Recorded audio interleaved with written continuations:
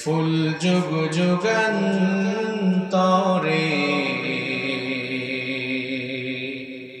খুশবু ছড়ায়, যে ফুল যুগ যুগান্তরে খুশবু ছড়ায়। এঁকেছি সে ফুল মোরা, এঁকেছি সে ফুল মোরা মনেরই কাবায়, যে ফুল যুগ যুগান্তরে খুশবু ছড়ায়, যে ফুল যুগ যুগান্তরে খুশবু ছড়ায়। হাবিবে খুদা তিনি নবী কমলে ওয়ালা, তারি ছোঁয়াতে আজো দুনিয়া উজালা। হাবিবে খুদা তিনি নবী কমলে ওয়ালা, তারি ছোঁয়াতে আজো দুনিয়া উজালা। তারি বিরহে দু চোখ অশ্রু ঝরায়, যে ফুল যুগ যুগান্তরে খুশবু ছড়ায়, যে ফুল যুগ যুগান্তরে খুশবু ছড়ায়। এঁকেছি সে ফুল মোরা, এঁকেছি সে ফুল মোরা মনেরই কাবায়, যে ফুল যুগ যুগান্তরে খুশবু ছড়ায়, যে ফুল যুগ যুগান্তরে খুশবু ছড়ায়। আসসালামু আলাইকুম ওয়া রাহমাতুল্লাহি ওয়া বারাকাতুহু।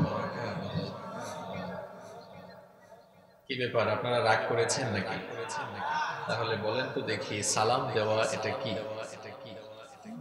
হ্যাঁ, মাশাআল্লাহ, সবাই বলেন সালাম দেওয়াটা কি? সুন্নাহ। আর সালামের জবাব দেওয়াটা ওয়াজিব। আমি যে সালাম দিলাম আপনাদেরকে, এই সালাম দেওয়ার মাধ্যমে আমি কি আপনাদেরকে গালি কিংবা বদদুয়া করেছি? না। তাহলে হোয়াটস দ্য মিনিং অফ সালাম? এই সালামের মিনিং আমি বললাম, আসসালামু আলাইকুম ওয়া রাহমাতুল্লাহি ওয়া বারাকাতুহু। এর অর্থ হচ্ছে আপনাদের সবার উপরে আল্লাহর রহমত, শান্তি এবং বরকত নাজিল হোক, বরকত বর্ষিত হোক। একসাথে আমি আপনাদের জন্য তিনটি দোয়া করলাম, রহমত, বরকত, শান্তি। এই 13-14 ঘন্টা জার্নি করে এসে প্রথম আপনাদেরকে সালামের মাধ্যমে আমি দোয়া বিনিময় করলাম, দোয়া দিলাম। আর আপনারা এমন ভাবে জবাব দিলেন যে হুজুর আপনি না আসলেই ভালো হয়ে যায়। একটু প্রাণবন্ত আওয়াজে জবাব দেওয়া যাবে তো ইনশাআল্লাহ? আসসালামু আলাইকুম ওয়া রাহমাতুল্লাহি ওয়া বারাকাতুহু। ইন্নাল হামদালিল্লাহিল্লাযী বিনি'মাতিহি তাতিম্মুস সালিহাত, আল্লাযী 'আল্লামাল কুরআন وأكرمنا بالإسلام وأنعم علينا بالإيمان، نستغفره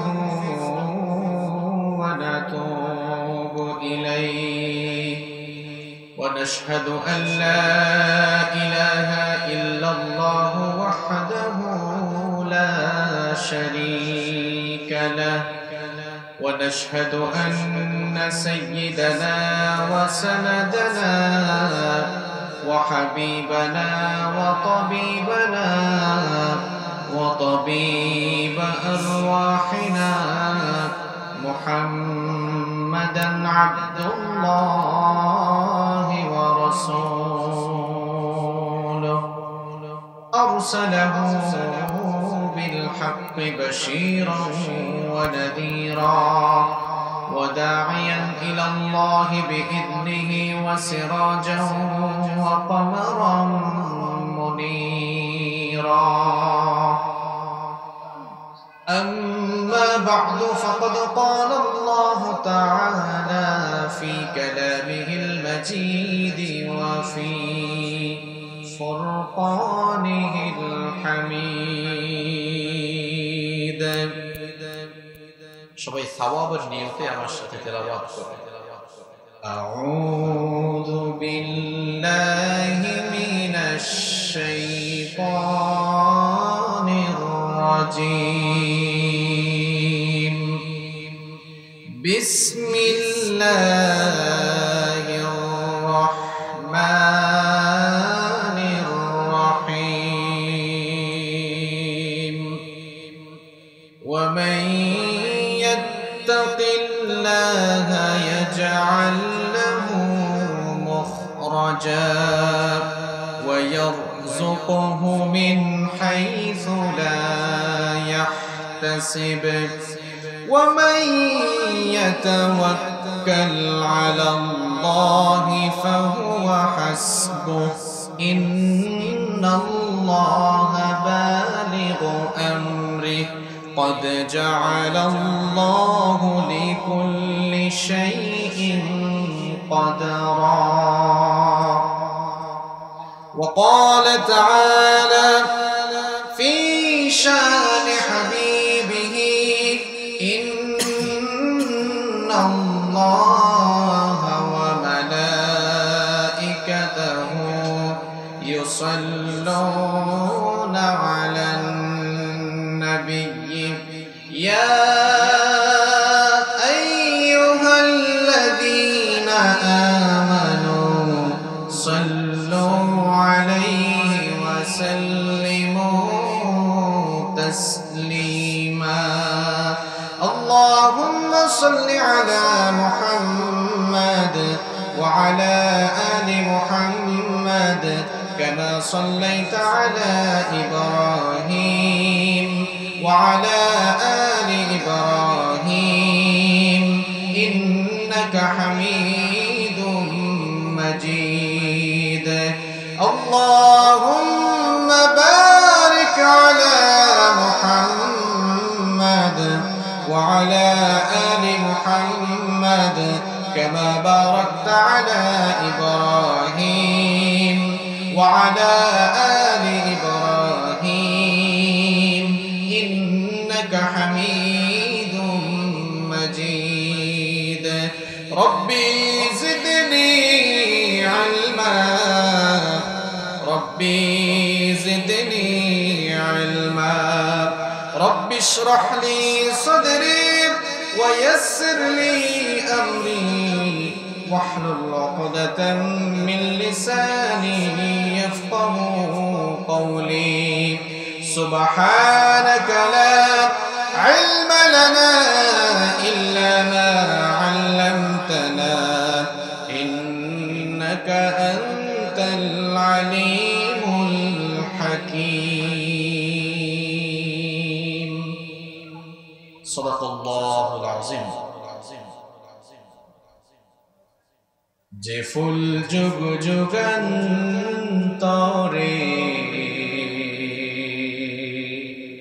খুশবু ছড়ায় যে ফুল যুগ যুগান্তরে খুশবু ছড়ায় এঁকেছি সে ফুল মোরা এঁকেছি সে ফুল মোরা মনেরই কাবায় যে ফুল যুগ যুগান্তরে তরে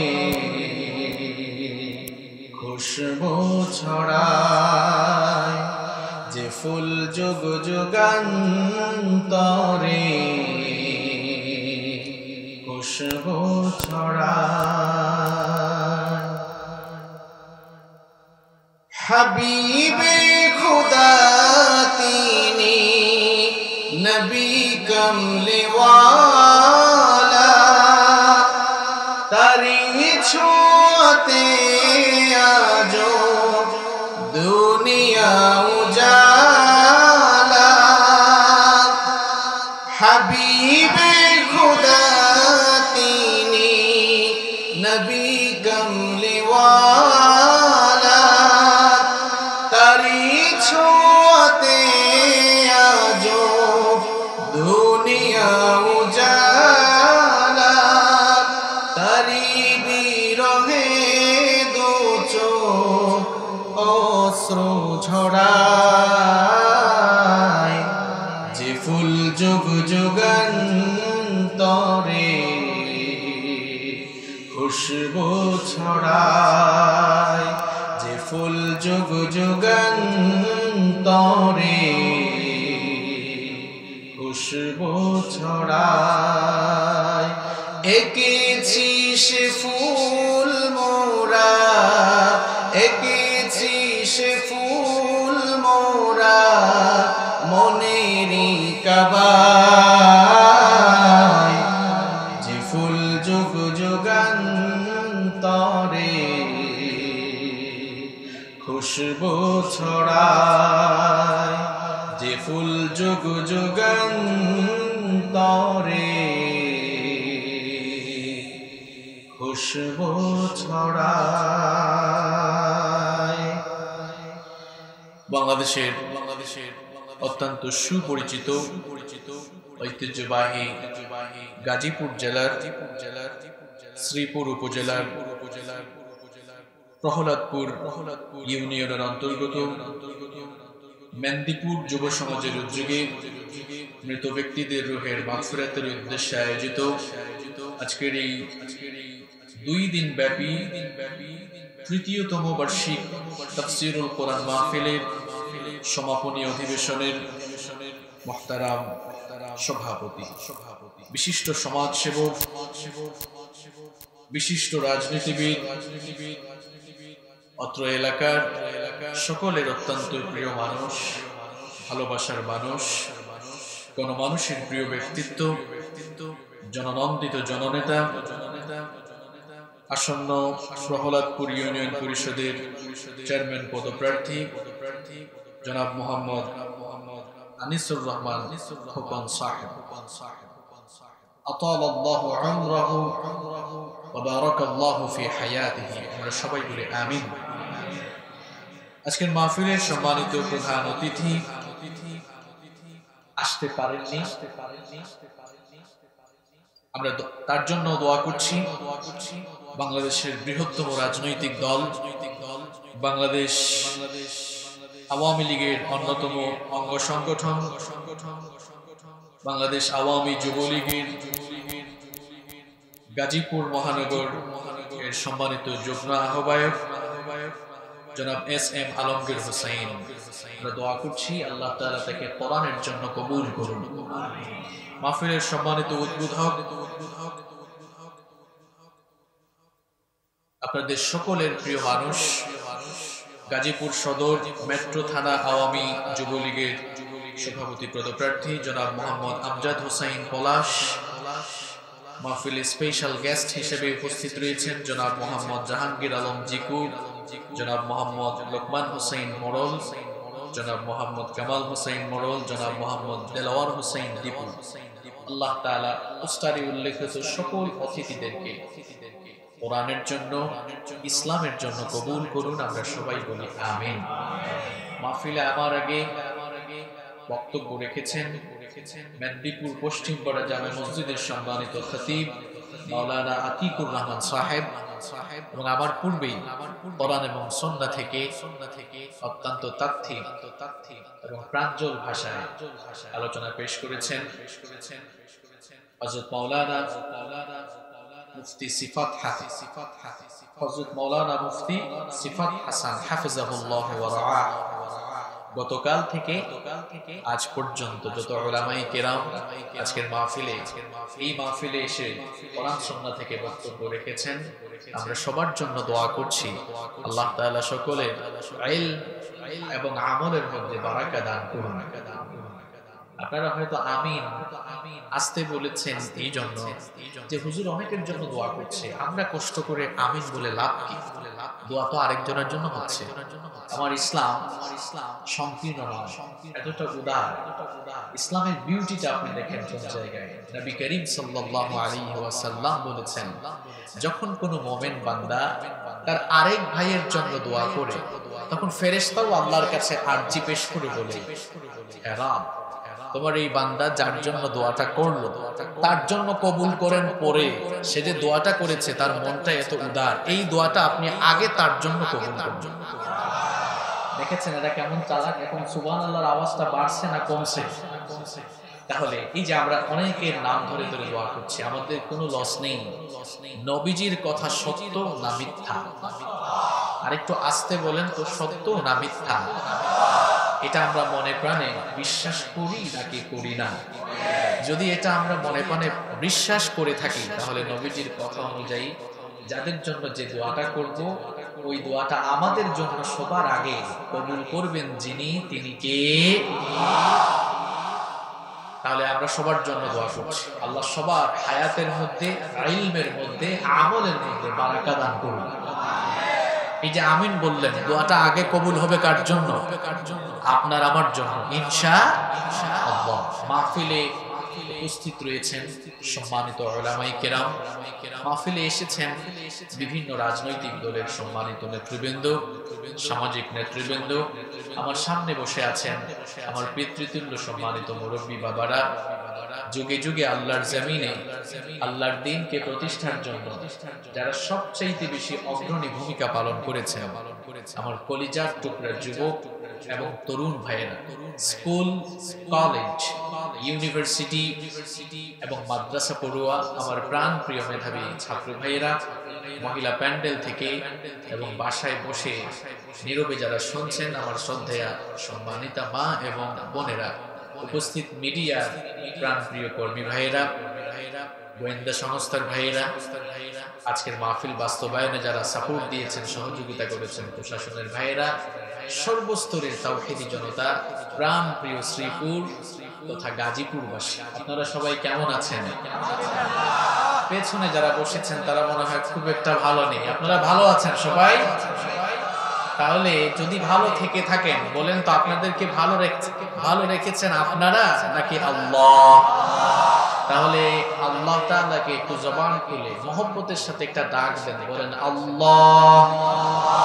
আমাদেরকে ভালো রেখেছেন কে? আল্লাহ নাম বলতে কি আপনাদের কষ্ট লাগে? আল্লাহ নাম যতই জপি ততই মধুর লাগে, নামে তো মধু থাকে কে জানি তো আগে। আল্লাহ নাম যতই জপি ততই মধুর লাগে, নামে তো মধু থাকে কে জানি তো আগে। এই নামে মজা আছে না নাই? তাহলে আমাদেরকে ভালো রাখলেন কে? হৃদয়ের সবটুকু ভালোবাসা উজাড় করে দিয়ে যিনি আমাদেরকে সুস্থতার সাথে বাঁচিয়ে রেখেছেন এবং আজকের এই বরকতময় জায়গায় কোরআনের মাহফিলে আসার তৌফিক দিয়েছেন, সেই রবের জন্য খুশি হয়ে, খুশি মনে, প্রাণবন্ত আওয়াজে আমরা সবাই পড়ছি আলহামদুলিল্লাহ। আমরা প্রশংসা করলাম কার? এবার জুড়ে বলেন তো দেখি, লাভ হয়েছে কার? হ্যাঁ, মজাটা বুঝেছেন আপনি? মনে করেন এই ভাই আমার প্রশংসা করলেন, তিনি মাইক দিয়ে অনেকক্ষণ আমার গুণগান গাইলেন। এখন বলেন তো লাভটা কার হবে? ওনার? আমার? আমার, আমি খুশি হব, ভাই আমার অনেক প্রশংসা করলেন। কিন্তু আমরা সবাই মিলে যখন রবের প্রশংসায় মত্ত হয়ে গেলাম, যখন সবাই রবের প্রশংসায় নিয়োজিত হয়ে গেলাম, তখন আমাদের প্রত্যেকের আমল নামায় সওয়াব দান করে দিলেন কে? আল্লাহ গর্ব করে ফেরেশতাদেরকে বলতেছেন, এই ফেরেশতারা দেখ, এই বান্দা বানানোর সময় তোরা আমাকে নিষেধ করেছিলে, নিষেধ করে নাই? আল্লাহ তাআলা বলেন আমি আদম বানাবো। ফেরেশতারা বলল, আপনি কি এমন কাউকে বানাতে চান নাকি যারা দুনিয়ায় গেলে খালি ফিতনা ফাসাদ বিশৃঙ্খলা দাঙ্গা হাঙ্গামা রক্তপাত করবে?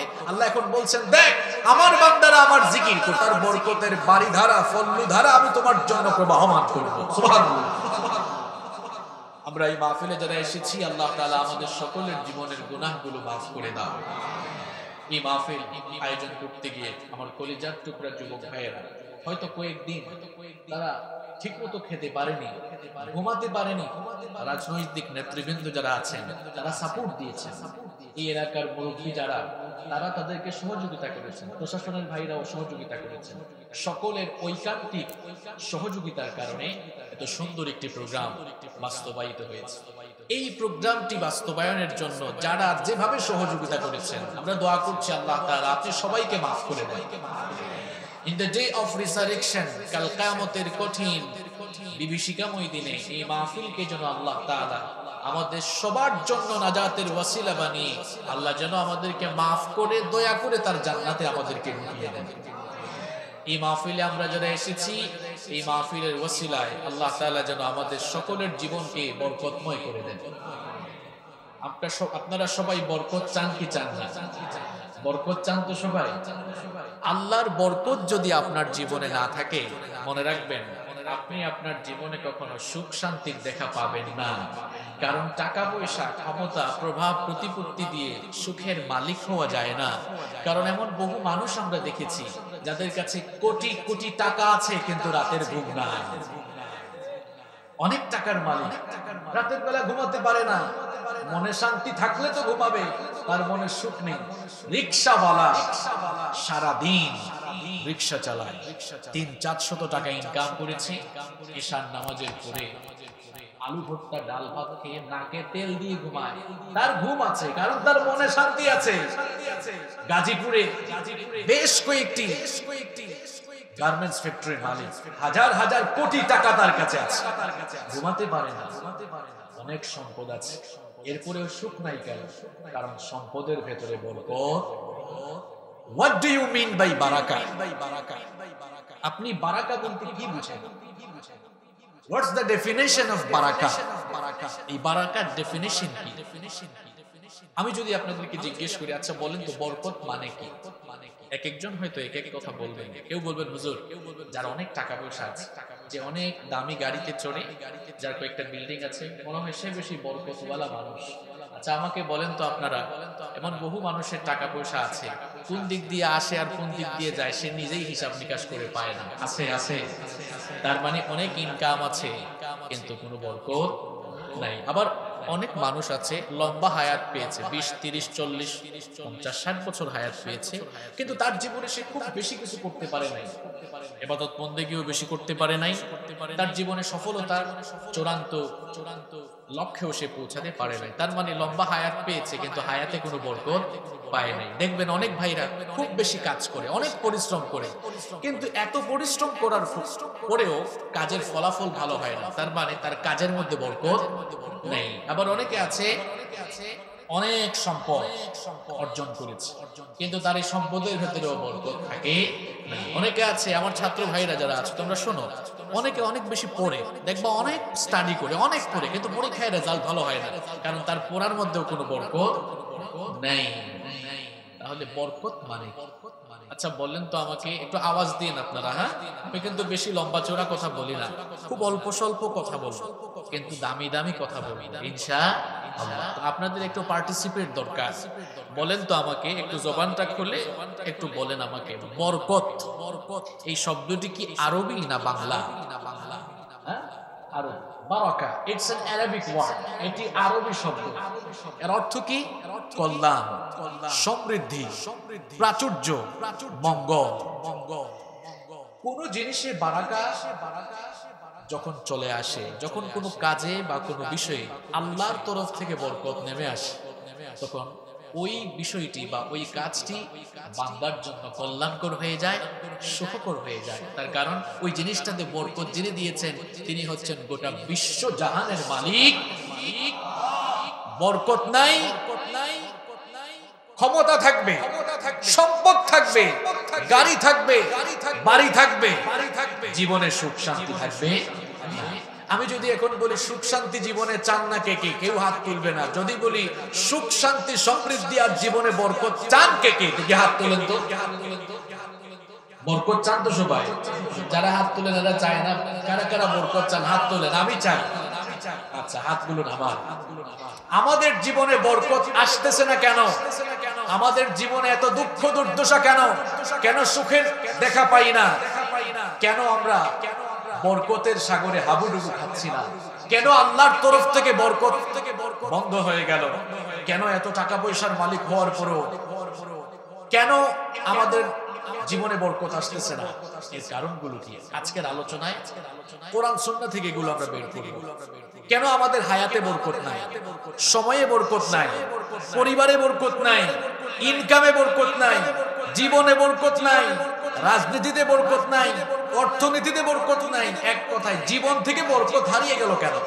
এটা আমরা কোরআন সুন্নাহ থেকে ঘেটে ঘেটে আজকে বের করব এবং বরকত পাওয়ার জন্য আমাদের করণীয় কি কি করতে হবে সেটাও আমরা আজ কোরআন সুন্নাহ থেকে জেনে নিব ইনশাআল্লাহ। সবাই বরকত চান তো জীবনে? আমি আপনাদের উদ্দেশ্যে বেশি কথা বলবো না ভাই, মাত্র 15টি সেন্টেন্স, 15টি বাক্য বলবো। কয়টা কথা বলবো? নবীজি লম্বা চূড়া কথা বলতেন, কথা বলতেন কম, কিন্তু কথাগুলোর অন্তর্নিহিত অর্থ অনেক ব্যাপক থাকতো। 15টি কথা বলবো, যাদের মেমোরাইজিং ক্যাপাসিটি ভালো মুখস্থ করে যাবেন। যাদের মুখস্থ করার বা মুখস্থ করলে চলে যায়, এখন তো সবার হাতে স্মার্টফোন আছে, নোট করা শুরু করেন। 15টি পয়েন্ট মুখস্থ করে আজকে বাড়ি যাব। তার আলোকে জীবনকে বরকতময় করার জন্য আজ থেকেই কাজ করা শুরু করব ইনশাআল্লাহ। নাম্বার 1 শুরু করে দিচ্ছি, কিন্তু আমরা আর গল্প করব না, এখন কথা বলা শুরু করছি। জীবনে বরকত পাওয়ার জন্য আমরা কয়টা কাজ করব? সবাই বলেন একটু, কয়টি? জীবনে বরকত পাওয়ার জন্য কয়টি কাজ করব? 15টি। এক নাম্বার 1, আমরা ঈমান এনে তাকওয়া ভিত্তিক জীবন যাপন করব। ঈমানদার হয়ে তাকওয়া ভিত্তিক জীবন যাপন করবে যারা, বরকত নাজিল হওয়ার কারণ হয়ে যাবে তারা। ঈমান এনে তাকওয়া ভিত্তিক জীবন যাপন যারা করবে, রব্বুল আলামিন তাদের জীবনে বরকতের বাড়িধারা নাজিল করবে। এই কথাটি আমার নয়, কোরআনুল কারীমের 7 নম্বর সূরা সূরাতুল আরাফের 96 নম্বর আয়াতে রব্বুল আলামিন বললেন, ওয়ালাউ স্বাস্থ্যের উন্নতি না অবনতি, দেখলেই বোঝা যায়। কারণ বউকে তো জ্বালাতন করে, বউ বলে শোনেন, বউ কিন্তু ঘরের রানী ভাই, বউরে কষ্ট দিলে কিন্তু আপনার অবস্থা খারাপ। ভালো ভালো আইটেম রান্না করে আনবেন, লবণ লাগবে না, তরকারি স্বাদ হবে না, চেহারার অবস্থা খারাপ হয়ে যাবে। বউকে ভালোবাসবেন, দেখবেন খাদ্যেও পুষ্টি, শরীরেও পুষ্টি, জীবনেও পুষ্টি। সুবহানাল্লাহ। নবীজির ফ্যামিলিতে এটাই ছিল। আম্মা জান আয়েশা রাদিয়াল্লাহু আনহা বলেছেন, আমাদের ঘরে খুব একটা দৌলত ছিল না, কিন্তু ঘরটা ভালোবাসা দিয়ে পরিপূর্ণ ছিল। সুবহানাল্লাহ। ভাবিকে সুন্দর নামে ডাকবে, বউ এত সুন্দর করে সাজে, বলে না ওগো তোমাকে না খুব সুন্দর লাগছে, এটা বলে না। আবার আপুটাকে পাইলে, আপু আপনাকে কিন্তু ভালো, আবার ফেসবুকে ফটো দেখলে তো বাপরে বাপ, আপু হ্যাপি লাগতেছে, জোস জোস লাগতেছে। এখন ওই আপুর হাজবেন্ডও আবার কমেন্ট দেখে বলতেছে ভাই থ্যাংক ইউ। এখন তো থ্যাংক ইউ বলে না, থ্যাংক ইউ বলে। এখন দেখেন কার জোস কে খায়। অনেকে আছেন যে নিজের বউয়ের ফটো ফেসবুকে আপলোড করে, এরকম আছে না? কি আজীব অবস্থা। আপনার বউয়ের বিউটি সব আপনার জন্য, আপনি দেখেন। আপনার তো একটু হায়া শরম নাই, আপনার বউকে আপনি মানুষ দেখান। আচ্ছা বলেন তো, বউ নিজের সম্পদ না জনগণের সম্পদ? একটু লজিকে আসি আমরা। বউ নিজের সম্পদ না জনগণের সম্পদ? ফেসবুকটা নিজের না পাবলিক সাইট? তাহলে পার্সোনাল জিনিসটা, বউ তো পার্সোনাল, আপনারাই বললেন, পার্সোনাল জিনিসটা পাবলিক সাইটে দিয়া কি প্রমাণ করলেন? বউটাকে কি জনগণের সম্পদ বানিয়ে ফেলেছেন নাকি? হায়া শরম থাকলে, হায়া শরম থাকলে এখানে বসে কইরেন না, মানুষ দেখে ফেলবে। বাড়িতে যাওয়ার সময় টাইমলাইনে ঢুকে ডিলিট করে দিবেন, রিমুভ করে দিবেন ইনশাআল্লাহ। কি কষ্ট পাইছেন নাকি আপনারা? সালামের কয়টা লাভ? চারটা। এক নাম্বার দোয়া বিনিময়, দুই নাম্বার সওয়াব আর সওয়াব। আরো বাকি আছে কয়টা? বাকি দুইটা তো আরো সাংঘাতিক। তিন নাম্বার হচ্ছে সালামের তিন নাম্বার উপকার হচ্ছে সালাম যে ব্যক্তি দিবে তার উপরে এবং যাদেরকে দেওয়া হবে তাদের উপরে বরকতের বৃষ্টি নাজিল হবে। এটা আমার কথা নয়, আনাস বিন মালিক রাদিয়াল্লাহু আনহু নবীজির খুব প্রিয় সাহাবী। নবীজি একদিন বললেন, আনাস তুমি কি ঘরে ঢোকার সময় সালাম দাও? শোনো, ঘরে ঢোকার সময় সালামটা দিয়ে দিও, তাহলে তোমার উপরে আর তোমার ঘরের উপরে আল্লাহর রহমতের বাড়িধারা বর্ষণ হবে। চার নাম্বার বেনিফিট, চার নাম্বার লাভটা কি? সালাম দিলে আপনার এবং যাদেরকে দেন তাদের জিম্মাদার হয়ে যান স্বয়ং কে। দেখেন ভাই, আমরা অনেকে বডিগার্ড নিয়ে ঘোরাঘুরি করি, তাই না? বডিগার্ড নিয়ে এই যে দেখেন না, লার্স ভিক্স একটা মারা গেছে 3-4 সপ্তাহ আগে, সুইডিশ কার্টুনিস্ট অ্যাক্সিডেন্ট করে মারা গেল না? দেখেন 2007 সালে নবীজির কার্টুন এঁকেছিল। নবীজিকে বেইজ্জত যারা করেছে, আল্লাহ এগুলোকে দুনিয়ায় বেইজ্জত করেছে। দুনিয়ায় আল্লাহ বেইজ্জত করে ছেড়েছে। আপনি ইতিহাস পড়ে দেখেন, যারাই বেইজ্জত করেছে তারা দুনিয়া। ইমানুয়েল ম্যাক্রো অলরেডি 2-3 বার জনসম্মুখে থাপ্পড় খেয়েছে। ফেরেশতাদের তারে কেমন থাপড়া এটা আল্লাহ ভালো জানে। ফেরেশতা তো এখনো পায় না। লার্স ভিক্স, আচ্ছা আমার বাড়ি তো সিলেটে, আমি তুরা সিলেটি ভাষা কইলিতাম নি, হ্যাঁ? এত সময় তো প্রমিত বাংলায় কইলাম, মানে এত সময় প্রমিত বাংলা বলেছি, এখন তুরা সিলেটি কইলাই। এই যে শরীরের মধ্যে বা ঘাড়ে বা মাথায় ব্যথা হলে মলম লাগায়, এটাকে আমাদের সিলেটে, আমরা সিলেট আঞ্চলিক ভাষা এটারে ভিক্স কই, ভিক্স। আপনাদের গাজীপুরে কি বলে আঞ্চলিক ভাষায়? হ্যাঁ, ভিক্স বলেন না। যাই হোক, তো হে তার নাম ভিক্স রাখি দিছে, রাখি দোগদারি, অর্থাৎ সে তার নাম ভিক্স, তার কে রাখছে আল্লাহ জানে, আপনারা জানেন। আচ্ছা, নবীজিকে আমরা দল মত নির্বিশেষে ভালোবাসি কম না বেশি? আমার দেশের আওয়ামী লীগের মানুষ, বিএনপির মানুষ, যে যে দল করে, এটা রাজনীতির কারণে করে, কিন্তু ইসলামের বেলায় কিন্তু সবাই এক কাতারে থাকে, ঠিক কি না? আপনারা দেখবেন রাজনীতি যার যার করে, কিন্তু মাহফিলে দেখবেন সবাই চলে আসে কি আসে না? সব দলের ভালোবাসা, সবার অবদান এই দেশে আছে। ইসলামের জন্য, দেশের জন্য বঙ্গবন্ধুর অবদান আছে, সব দলেরই আছে। বঙ্গবন্ধু কি ইসলামিক ফাউন্ডেশন প্রতিষ্ঠা করেননি? করেছেন। এমনকি এই যে মুজিব কোট এখন মানুষ গায়ে দিচ্ছেন আমাদের দেশে অনেকে। আপনারা কি জানেন বঙ্গবন্ধু শেখ মুজিবুর রহমান সাহেব এটি কার কাছ থেকে উপহার পেয়েছিলেন? আল্লাহ আছে। আপনাকে কি ইসলাম এটা শেখায়? কোন অমুসলিমের গায়ে হাত দেওয়া তো দূরের কথা, তাকে আপনি গালিও দিতে পারেন। যদি গালি দেন তার উপাসনালয়ে হামলা চালান। ইসলামের শিক্ষায়, ইসলামের দীক্ষায় আদৌ আপনি দীক্ষিত হতে পারেন। আমার ইসলাম আমাকে এটা শিখিয়েছে, অমুসলিমকে নিরাপত্তা দাও, তাকে সম্মান করো, তার জানমালের হেফাজত করো। খবরদার, নবীজি বলেছেন তার উপাস্যকেও গালি দিও না, কারণ তুমি তার উপাস্যকে গালি দিলে সেও তোমার উপাস্যকে, তোমার আল্লাহকে গালি দিয়ে না। এই জন্য নিষেধ করেছেন মুহাম্মদ সাল্লাল্লাহু।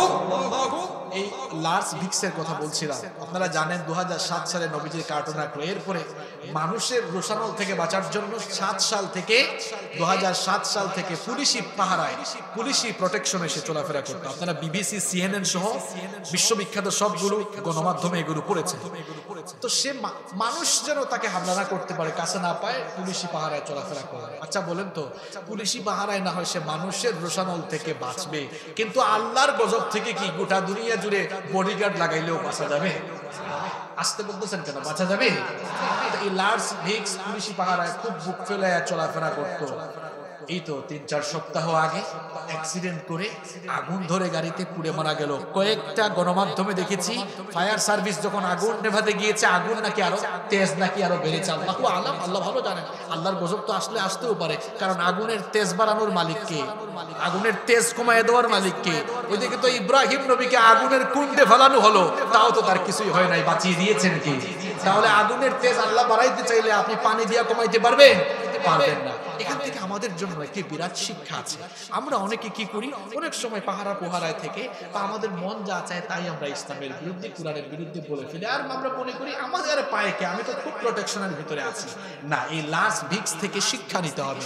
হয়তো আমি আমার বডিগার্ড নিয়ে চলাফেরা করে মানুষের হামলা থেকে বাঁচতে পারবো, আল্লাহর কসম আল্লাহর গজব আসলে পৃথিবীর কেউ আপনাকে রক্ষা করতে পারবে না। এজন্য আমরা ভয় করবো কাকে? ভয় করবো কাকে? সালাম দিবেন তো আপনারা? সালামের কয়টা লাভ? সালাম দিলে জীবনে বরকত আসবে ইনশাআল্লাহ। চলেন একটা ক্লাস টেস্ট হয়ে যাক। আমি তো তাড়াতাড়ি শেষ করতে চেয়েছিলাম, কিন্তু কমিটির আবদারে আরেকটু যদি 10 মিনিট বাড়ে অসুবিধা হবে? অসুবিধা হচ্ছে আপনাদের? আচ্ছা, তাহলে আমি 5টা বলে ফেলেছি। দেখি তো আমাদের এখানে যারা বসেছেন মেমোরাইজিং ক্যাপাসিটি কার কেমন। 1 নাম্বার কি বলেছিলাম? এটা তো অনেক জ্ঞানী বলে মনে হয় বিসিএস কে দ্বারা এই এলাকায় বেশি, তাই না? আচ্ছা, 2 নাম্বার বলেছি বাসমালা, মানে সকল কথা কাজের শুরুতে কি বলা? বিসমিল্লাহ। আর 3 নাম্বার কি বলেছি? নামাজ, মাশাআল্লাহ। 4 নাম্বার কি বলেছি? কোরআনের সাথে সম্পর্ক বাড়ানো। 5 নাম্বার সালামের প্র্যাকটিস করা। আসেন নাম্বার 6, বাকিগুলো খুব ছোট ছোট, আমি সংক্ষেপে বলবো। নাম্বার 6, 6 নাম্বার মা বাবা। মা বাবা, আত্মীয় স্বজনের সাথে ভালো আচরণ। অনেকে আছে এই বাবা আর মা এত কষ্ট করে পড়াশোনা করালো মানুষ করবো। আরে ভাই, মাকে আপনি চিনেন না? আমরা পুরুষ মানুষ, আমরা গর্ভধারণের কষ্ট যন্ত্রণা কখনোই বুঝবো না, কখনোই বুঝবো না। রাতের বেলা এই যে দুনিয়ার মানুষ আরাম করে ঘুমাবে, মা, আমি আপনি যখন মায়ের পেটে ছিলাম মাকে আমরা ঘুমাতে দেই নাই। রাতের বেলা মা যখন বেডে গেলেন ঘুমাবার জন্য, পৃথিবীর মানুষগুলো আরাম করে ঘুমায়। আর মা যখন আমাদেরকে পেটে নিয়ে ঘুমাতে গেলেন, মা যখন গর্ভধারিণী ছিলেন, আমরা যখন মায়ের পেটে ছিলাম, রাতের বেলা হঠাৎ করে আমরা নড়াচড়া শুরু করলাম। নড়াচড়া করার কারণে মায়ের এমন ব্যথা, এমন বেদনা শুরু হলো, মায়ের কলিজা পর্যন্ত ছিঁড়ে যাওয়ার উপক্রম হয়ে গেল। মা তখন চক্ষু থেকে পানি জড়ায়, চক্ষু থেকে পানি জড়িয়ে বেলকুনিতে হাঁটাহাঁটি করে, বারান্দায় হাঁটাহাঁটি করে এই যে মা চোখের পানি ফেলে ফেলে কষ্ট করেছেন সেটা আপনি ভুলে গিয়েছেন। এই মা আর বাবা, বাবাও কত কষ্ট করলো, এত কষ্ট করে রিক্সা চালিয়ে চালিয়ে পড়াশোনা করালো, এত কষ্ট করে উপার্জন করে করে মানুষের বাড়িতে কাজ করে করে, ক্ষেত খামারে কৃষি খামারে কাজ করে করে, এরপরে ছেলেটাকে বিশ্ববিদ্যালয়ে পড়ালো, ছেলেটা মেয়েটা এরপরে যখন বড় অফিসার হয়ে গেল, প্রতিষ্ঠিত হয়ে গেল, মা বাবার কোনো খোঁজ খবর রাখে না। গ্রামের বাড়িতে মা বাবা থাকে, সে ঢাকা শহরে গাজীপুরে থাকে, ঢাকায় থাকে, ফ্ল্যাট করে ফেলেছে, বাড়ি করে ফেলেছে, মা বাবার কোনো খবর রাখে না। এই জন্য ওই কুসন্তানের দেখা যায় জীবনেও কোনো বরকত থাকে না। কেমনে মা বাপকে আপনি ভুলে গেলেন? জীবনে যদি বরকত চান, কল্যাণ চান, সমৃদ্ধি চান, মা বাবার খেদমত করেন, কারণ বরকতের দরজা রয়েছে এখানে। এই যে শীতের দিন এসেছে, আপনার মা বাবা যদি অসুস্থ হয়, মা বাবা বাড়িতে অসুস্থ, আপনি বাজার থেকে যাওয়ার সময় কমলা কিনে নিয়ে যান, কমলার সিজনে খান। বাসায় গিয়ে কমলাটা নিজের হাতে ছুলিয়ে মা কিংবা বাবাকে আদর করে বিছানা থেকে উঠায়া নিজে আপনি এবার মুখে তুলে খাইয়ে দেন। মা বাবা অসুস্থ, এই জন্য একটা বার আপনি গিয়ে খাওয়াইয়া দেন না। ভুলে গেলেন আপনি সেই সময়ের কথা, ছোট্টবেলায় বলতেও পারতেন না, বে বে বলে কান্না করতেন। এই কান্না শুনলেই মা সমস্ত কাজ বন্ধ করে এসে আপনাকে খাওয়াতো। আজ আপনার মা অসহায় হয়ে গিয়েছে, বাবা অসহায় হয়ে গিয়েছে, মুখে তুলে একটু খাওয়াতে পারেন না। আমার ভাইয়েরা, আমার যুবক ভাইয়েরা, আপনাদেরকে বলছি শুনেন, মা বাবার মুখে তুলে একটু খাইয়ে দেন। দেখবেন মা বাবা যদি একটু হাসি দিয়ে দেয়, আর ওই হাসিটা যদি আল্লাহর কাছে কবুল হয়ে যায়, আপনার দুনিয়া আর আখিরাতের কল্যাণ হয়ে যায়। একটা মাত্র কারণে জাহান্নামে যাবে। যতই নামাজি রোজাদার আর যতই হজ করুক না কেন, দান সদকা করুক না কেন, মা বাবাকে কষ্ট দিলে, আত্মীয় স্বজনের সাথে খারাপ আচরণ করে জাহান্নামেই যাওয়া লাগবে। একটা হাদিস আপনাদেরকে শোনাচ্ছি, ভালো করে শুনেন। এক মহিলা মারা গেল, সাহাবীরা বললেন, ইয়া রাসূলুল্লাহ সাল্লাল্লাহু আলাইহি ওয়াসাল্লাম, ওগো আল্লাহর রাসূল, এই মহিলা অনেক নামাজি ছিল, হজ করেছে, যাকাত দিত, অনেক দান সদকা করত, রমজান মাসে রোজা রাখতো, অনেক আমলদার ছিল, কিন্তু তার মুখের ভাষা তার আত্মীয় স্বজনকে কষ্ট দিত। নবীজি সাথে সাথেই বললেন, হিয়া ফিন্নার, যতই নামাজি আর যতই রোজাদার হোক না কেন, তার মুখের ভাষা যেহেতু মানুষকে কষ্ট দিত, এই জন্য সে জাহান্নামে যাবে। আরেক মহিলা মারা গেল, সাহাবীরা বললেন, ওগো আল্লাহর নবী, এই মহিলা বেশি একটা নামাজ রোজা করতে পারে না, কিন্তু মহিলার মুখের ভাষা ভালো ছিল, তার আত্মীয় স্বজনকে কষ্ট দিত না, মা বাপকে কষ্ট দিত না। নবীজি বললেন, হিয়া ফিল জান্নাহ, আমল কিছু কম হলেও তার মা বাপ আর আত্মীয় স্বজনের সাথে ভালো আচরণের কারণে আল্লাহ তাকে জান্নাত দিয়ে দিবে। জীবনে বরকত চান, মা বাবা, আবারও বলছি মা বাবা, আবারও বলছি মা বাবা, মা বাবার খেদমত করেন, আত্মীয় স্বজনের খোঁজ খবর রাখেন, জীবনটাকে বরকত দিয়ে ভরে দিবেন কে? নাম্বার 7, 7 নাম্বার হচ্ছে সকাল সকাল ঘুম থেকে উঠে সকাল সকাল কাজে লেগে যাবেন। আমরা সকাল 10টা পর্যন্ত ঘুমাই। আর নবীজি বললেন, আল্লাহর কাছে দোয়া করলেন, আল্লাহুম্মা বারিক লি উম্মতি ফি বুকুরিহা, আমার রব আমার উম্মতে যারা সকালবেলা ঘুম থেকে উঠে কাজ শুরু করে তাদের কাজে আপনি বরকত দেন। সুবহানাল্লাহ। আপনার কাজে বরকত হয় না কারণ আপনি দেরি করে ঘুম থেকে উঠেন। সকাল সকাল ঘুম থেকে উঠতে পারেন, সকাল সকাল ঘুম থেকে উঠবেন, ফজরের নামাজ পড়ে কাজ শুরু করবেন। যুবক আর তরুণদের অবস্থা এখন এমন, ফেসবুকে স্ক্রলিং করতে করতে রাত 2টা 3টা, ঝিমাইতেছে, ঝিমাইয়াও ফেসবুক চালায়। এখন ফোন তার নাকে মুখে পড়ে, তাও সে চালায়। যুবক ছেলে, তার চেহারা সুরতের অবস্থা দেখছেন, এমনি হয়ে গেছে, গাল টাল ভেঙে। এরকম আছে না নাই? কি ব্যাপার, তুমি ইয়াং ছেলে, তোমার চেহারা একটা বিউটি থাকার কথা ছিল, বিচি টিচি বের হয়ে একদম মুখের অবস্থা খারাপ। রাতের বেলা তো তার ঘুম নাই, মাইগ্রেনের প্রবলেম, কম বয়সে মাইগ্রেন প্রবলেম হয়ে গিয়েছে। এরকম আছে না নাই? এরকম আছে না নাই? রাতের বেলা তাড়াতাড়ি ঘুমিয়ে যাও। এই ছাত্র ভাইয়েরা যারা আছো, কলেজে, বিশ্ববিদ্যালয়, ইউনিভার্সিটিতে যারা পড়ো, রাতে ঘুমাও, 10টা 11টায় ঘুমাও, সকালে উঠে পড়াশোনা শুরু করো। আমরা তো সকালবেলা পড়ে কখনো লসে পড়ি নাই। আমার স্টুডেন্ট লাইফের শুরু থেকে শেষ পর্যন্ত এ প্লাস, শুরু থেকে শেষ পর্যন্ত সকালবেলাকে আমরা গুরুত্ব দিয়েছি। সকালবেলা পড়ে দেখবেন সারা রাত ঘুমানোর পরে মাথা ফ্রেশ, ব্রেইনটা একদম ফ্রেশ, যা পড়বেন ব্রেইনে সেভ হয়ে যায়। সকালবেলা পড়াশোনা শুরু করবো। যুবক ভাইরা, ব্যবসায়ী ভাইরা, হয়তো দোকান 9টায় খোলা, তার আগে উঠে যাবেন, প্রস্তুতি নেবেন, ব্যবসায় বরকত দিয়ে দিবেন কে? নামাজও তো পড়েন না অনেকে, ফজরের নামাজ। আচ্ছা, আপনাদের এলাকায় এরকম আছে কিনা 8টার সময় অফিসে যাওয়া লাগবে, 8টার সময় 9টার সময় গার্মেন্টসে অফিসে যাওয়া লাগবে, ফোনে অ্যালার্ম দেয়, বউকে বলে, এই ওগো শুনছো, আমাকে ডেকে দিও, না ডাকলে কিন্তু আবার পুরো একজন সাহায্য করে। এখন অ্যালার্ম দিয়ে সে কাজের জন্য উঠতে পারে, কিন্তু ফজরের নামাজের জন্য অ্যালার্ম দিয়ে সে উঠতে পারে না। কি আজীব অবস্থা, আল্লাহ আমাদেরকে হেদায়েত দান করুন। নাম্বার 8 নাম্বার হচ্ছে আল্লাহর উপরে ভরসা করা। এখন আল্লাহর উপরে ভরসা মানে এই না যে ভরসা করে বসে থাকলাম আল্লাহ খাবার দাবার এনে দিবেন। ব্যাপারটা কি এমন? এটা ঘটনা মনে পড়ে গেল, বলবো। এক লোক উট নিয়ে এসেছিল, উট না বেঁধে মসজিদে ঢুকলো। নবীজি বললেন, এই তুমি উট না বেঁধে মসজিদে ঢুকলা কেন? ইয়া রাসূলুল্লাহ সাল্লাল্লাহু, এটা আল্লাহর উপর ভরসা করে আসছে, আল্লাহর উপর ভরসা করে রেখে আসছে। নবীজি বললেন, বের হই মিয়া মসজিদ থেকে, আগে রশি দিয়া উট বাঁধো, এরপরে আল্লাহর উপরে ভরসা। আপনি কাজ করবেন, কাজের পাশাপাশি ভরসা করবেন কার উপরে? বরকত দিয়ে দিবেন কে? নবীজি বলেছেন, তোমরা যদি আল্লাহর উপরে পূর্ণাঙ্গভাবে ভরসা করো, তাহলে পাখিকে তিনি যেমন রিজিক দেন, তেমনি তোমাদেরকে তিনি রিজিক দিবেন। এই যে সকাল বেলায় পাখি তার খাঁচা থেকে বের হয়ে যায় খাবারের নেশায়, পেটটা তার ক্ষুধার্ত থাকে, কিন্তু সন্ধ্যা বেলায় আকাশে সারাদিন ঘুরতে ঘুরতে সন্ধ্যা বেলায় তাকে পেট ভরে তার নিরে বাসায় ফিরাইয়া দেন কে? আল্লাহ বলছেন এইভাবে রিজিক দিবেন। আপনারা উঠাউঠি করবেন না প্লিজ। নাম্বার 9, কিন্তু শেষ হয়ে যাচ্ছে আমাদের। 9 নাম্বার হচ্ছে, আপনি যদি আপনার জীবনে আয় উপার্জনে বরকত চান, দানের হাতকে প্রসারিত করতে। আস-সাদকাতু তারুব্বুল বালা, সদকা দিলে মুসিবত দূর হয়। আমি এত কথা বলবো না, আমি আবার নগদে বিশ্বাসী। নগদ আল্লাহ বলেছেন মা নাকাসাত, আল্লাহ রাসূল বলেছেন মা নাকাসাত মিন মাল। শুনেন, নগদ বুঝাচ্ছি আপনাদের, বাকি না ওই যে আবেগ দিয়া ঘটনা শোনাইয়া, এরকম না, নগদ। আজকাল মানুষ নগদ বুঝতে চায়। আল্লাহর নবী বললেন, দান সদকা করলে সম্পদ কমে না, বাড়ে। কিন্তু দেখেন তো, আমি উদাহরণ দিচ্ছি, বাড়তেছে না কমতেছে? মনে করেন আমি আমাকে দিয়ে উদাহরণ দিব, আমার দিকে তাকান সবাই, প্রশ্ন করবো আমি। আমার হাতে এখন 1 লক্ষ টাকা আছে, এখান থেকে 50,000 টাকা এই মুহূর্তে আমি দান করে যদি দিই, তাহলে আমার টাকা থেকে, সম্পদ থেকে সম্পদ কমলো না বাড়লো?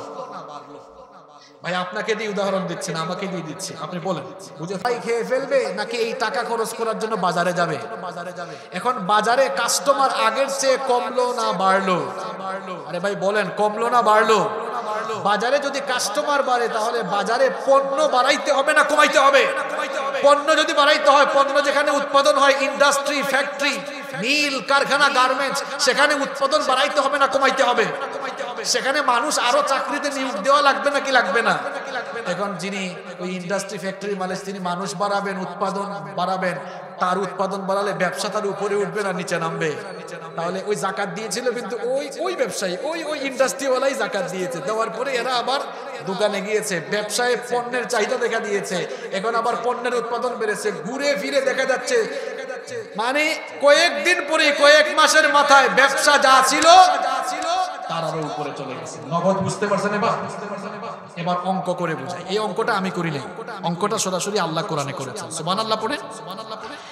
রব্বুল আলামিন কোরআনুল কারীমের 2 নম্বর সূরা সূরাতুল বাকারা এর 261 নম্বর আয়াতে বললেন, মাসালুল লাযীনা ইউনফিকুনা আমওয়ালাহুম ফি সাবিলিল্লাহি কামাসালি হাববাতিন আনবাতাত সাবআ সানাবিলা ফি কুল্লি সুমবুলাতিন মিআতু হাব্বা ওয়াল্লাহু ইউদাঈফু লিমান ইয়াশাউ ওয়াল্লাহু ওয়াসিউন আলীম। খুব ভালো করে কান লাগান। আল্লাহ তাআলা বলছেন, আল্লাহর রাস্তায় যারা তাদের টাকা পয়সা ধন দৌলত খরচ করে, তাদের উপমা, তাদের এক্সাম্পল, তাদের উদাহরণ হলো একটি বীজের মতো। কিসের মতো? বীজ। জোরে বলেন, কিসের মতো? বীজ। আমাদের সিলেটে ধান, মানুষ যখন ধান চাষ করে, চাষিরা ধানকে পানিতে ভিজায়, এরপরে এই ধানগুলা জমিনের মধ্যে ছিটায়, এটাকে জ্বালা বলে। আপনাদের গাজীপুরে কি বলেন? ওই আল্লাহ বলছেন, আল্লাহর রাস্তায় যারা দান করে, এদের উদাহরণ একটা জ্বালার মতো। কিসের মতো? বুঝেন। আল্লাহ বলছেন একটা জ্বালার মতো, বীজের মতো। এবার বলেন তো, লিখে বলেন। একটা জ্বালার মতো, বীজের মতো। এবার বলেন তো, একজন চাষি ভাই যদি একটা বীজ, একটা জ্বালা ফালায়, সেখান থেকে কয়টা ধানের গাছ হয়? কথা বলেন, কয়টা ধানের গাছ? একটা ধানের গাছ হওয়ার পরে ওই ধানের গাছ থেকে কি একটা ধান হয় নাকি শত শত ধান হয়? শত শত ধান হয়। আল্লাহ তাআলা বলছেন, আমার রাস্তায় যারা ধন সম্পদ খরচ করে, উদাহরণ বীজের মতো, জ্বালার মতো, যেটাকে বপন করা হলে 7টি দানা হয়, আর 7টি দানা থেকে 700টি শীষ উৎপন্ন হয়। অর্থাৎ আমার রাস্তায় বান্দারে এভাবে তুমি দান করলে, এই বীজ বপনের অঙ্কের মতো তোমার ধন সম্পদ 700 গুণ পর্যন্ত আমি বাড়িয়ে দেব। এখন সুবহানাল্লাহ তো বললাম, আমি ওয়াজ করে আমল করি জায়গায়, আমি ওয়াজ করছি, এখন আমি আমার ধন সম্পদ থেকে কিছু ধন সম্পদ এখনই আমি ব্যয় করি। যেহেতু আল্লাহ বলছেন বারে, আপনারাও পকেটে হাত ঢুকান তো, হাত উপরে তুলেন, হাত উপরে তুলেন, একটু নাড়াচাড়া দেন, বলেন আল্লাহু আকবার, নারায়ে তাকবীর। এবার হাতটা মানুষের পকেটে না, আপনার পকেটে ঢুকান। আল্লাহ বলছেন, আল্লাহর রাস্তায় নাকি সম্পদ দিলে সম্পদ বাড়ে। তো ওয়াজ করছে, আমল করা দরকার না? ভাইরা ঢুকেন, এটা কোরআনের মাহফিল, এদের অনেক ঘাটতি রয়েছে। আমরা আল্লাহর কোরআনকে ভালোবাসি, কম না বেশি? তাহলে রিজিকের মধ্যে আল্লাহ বলে, শেষ দিন আজকে, আগামী বছর এই মাহফিলের বরকত আপনি আমি পাই কিনা জানি না। আচ্ছা বলেন তো, আগামীকাল রাতে আমি আপনি কবরে থাকা, এটা কি আল্লাহর দ্বারা অসম্ভব? গত রাতে কত মানুষ জীবিত ছিল, আজকে তাদের কবরের প্রথম রাত, আজকে তাদের কবরে প্রথম। আমিও আপনিও চলে যেতে পারি। বাবারা, ভাইরা,